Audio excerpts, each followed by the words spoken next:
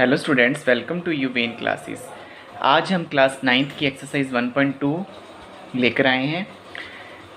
1.2 का question first में क्या कह रहा है? State whether the following statements are true और false, justify your answer. True और फॉल्स दिए हुए हैं आपको और बताना है, इसको जस्टिफाई भी कर रहे हैं। ठीक है, सो फर्स्ट हमारा जो स्टेटमेंट है वो क्या दे रखी है? Every irrational number is a real number. Every irrational number is a real number. देखो, रियल नंबर क्या होते हैं? रियल नंबर वो होते हैं जितने भी दुनिया में नंबर हैं, चाहे वो नेगेटिव हैं, पॉजिटिव हैं, रूट में हैं, कोई भी नंबर हैं, वो सारे क्या हैं? रियल नंबर में आते हैं, चाहे वो रेशनल है चाहे वो इरेशनल है। ठीक है, तो रेशनल क्या होते हैं? जो पी अपॉन क्यू की फॉर्म में होते हैं। ठीक है, और जो पी अपॉन क्यू की फॉर्म में नहीं होते हैं, that is called irrational number. अब यहाँ पे ये क्या कह रहा है? Every irrational number is the real number. मैंने आपको बताया जितने भी नंबर्स होते हैं वो रियल नंबर होते हैं, तो इरेशनल नंबर भी रियल नंबर ही होगा, है ना? तो हम इसका आंसर क्या हो जाएगा? ट्रू। ठीक है, और इसका जस्टिफिकेशन हम क्या दे देंगे? All rational and irrational numbers together make up of the collection of real number. Clear? Now second statement है, every point on the number line is of the form root m where m is a natural number। कह रहा है number line है, ठीक है, उस पर every point जो होगा वो रूट m की फॉर्म में होगा और m एक नेचुरल नंबर है। देखो यहाँ पे क्या होता है, ये स्टेटमेंट फॉल्स हो जाएगी। फॉल्स क्यों हो जाएगी? क्योंकि जो नंबर लाइन होती है उस पर कभी सारे नेचुरल नंबर नहीं होते, उस पर नेगेटिव भी होते हैं ना, तो नेगेटिव नंबर भी उसमें आते हैं, इसलिए हर क्वेश्चन है वो रूट एम की फॉर्म में नहीं हो सकता। ठीक है, तो इसका स्टेटमेंट क्या हो जाएगी? फॉल्स। ठीक है, और रीज़न इसका क्या हो जाएगा? On number line there are positive and negative numbers that can not be represented in the form of root m where m is a natural number। देखो, क्योंकि नंबर लाइन पे नेगेटिव नंबर भी होते हैं, ठीक है, तो m जो है वो नेचुरल में ऐसा पॉसिबल नहीं है। ठीक है, तो ये स्टेटमेंट फॉल्स हो जाएगी हमारी। नेक्स्ट है, every real number is an irrational number. सभी रियल नंबर होते हैं वो इरेशनल होते हैं। देखो, हमने स्टार्टिंग में पढ़ चुके हैं कि रियल नंबर क्या होते हैं? जितने भी नंबर्स होते हैं वो रियल होते हैं, चाहे वो रेशनल है चाहे वो इरेशनल है। बट यहाँ पे ये कह रहा है जितने भी रियल नंबर है वो सिर्फ इरेशनल होते हैं, तो ये स्टेटमेंट क्या हो जाएगी? फॉल्स।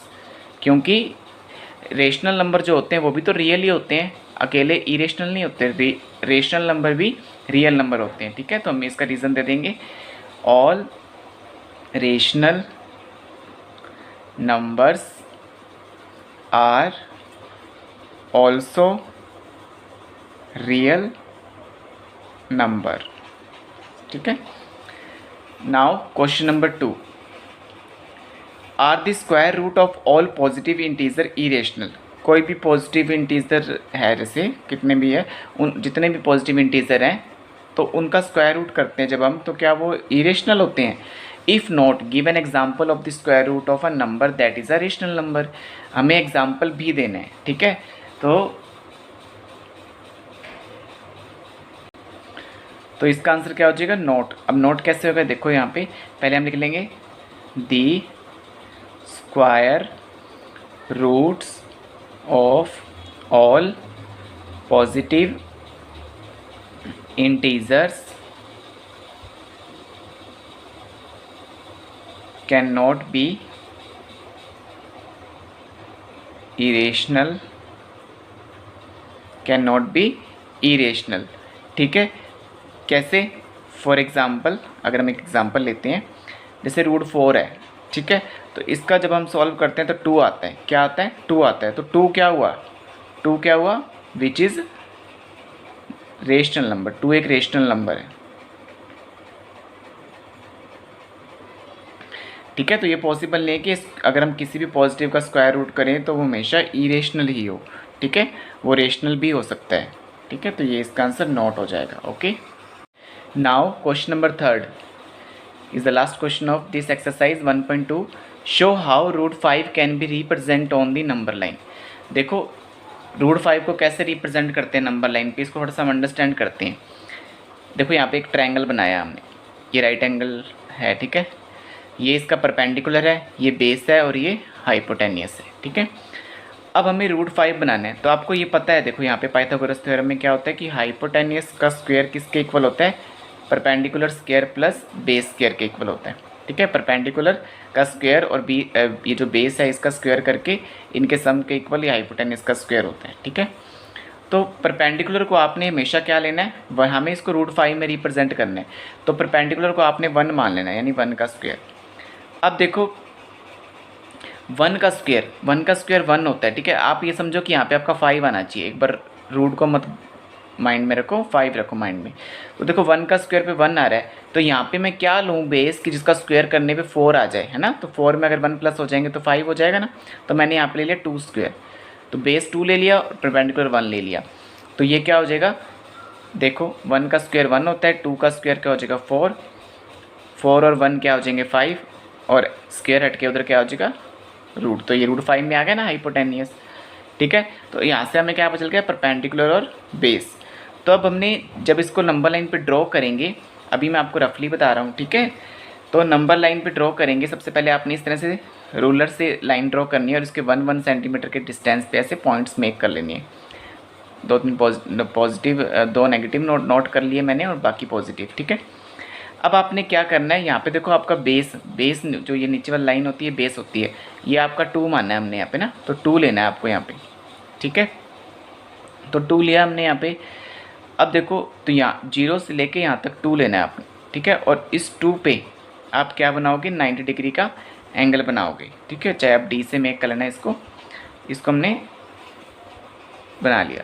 अब यहाँ से आप क्या करो? कंपास से ओपन करके यहाँ से चाहे 1 सेंटीमीटर का आर्क लगा लो, या जैसे भी आप डायरेक्टली भी लगा सकते हो। तो यहाँ पे मान लो आपका 1 सेंटीमीटर आता है, क्योंकि परपेंडिकुलर हमने 1 माना है। ठीक है, तो ये बेस हमारा यहाँ से यहाँ तक क्या हो गया?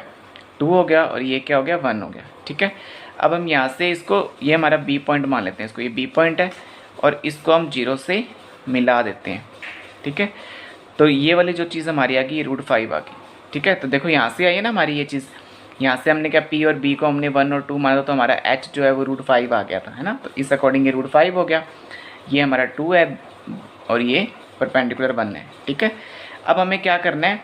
√5 को रिप्रेजेंट करना है इस नंबर लाइन पे। अभी तो ये √5 देखो ऊपर साइड में इस तरह से आ रहा है, लेकिन हमें इसको नंबर लाइन पे शो करना है ना।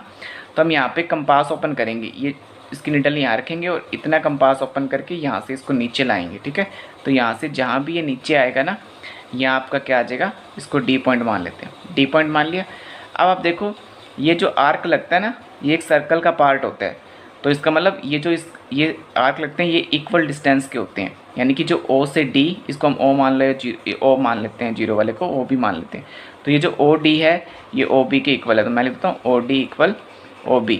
तो OB हम निकाल चुके हैं √5, तो OD भी क्या हो जाएगा? √5। यहाँ से आपका ये क्वेश्चन हो जाएगा। ठीक है, तो इस तरह से आपको ये करना है। ठीक है, बाकी ये आपको ये चीज़ कंपास से करनी है। यहाँ से जब आप O से B तक ऐसे लाओगे, इसको नीचे लाना है, ये कंपास से लाना है। और लेंथ कितनी खोलोगे? ये O से B तक की, जहाँ पे 0 है ना इसको हमने O मान लिया, O से B तक की यहाँ से लाओगे तो ये D पॉइंट आ जाएगा। ठीक है, तो OD आपका ये वाला जो पॉइंट है ये क्या हो जाएगा? आपका √5 ही हो जाएगा। क्लियर? इस तरह से आपको ये करना है।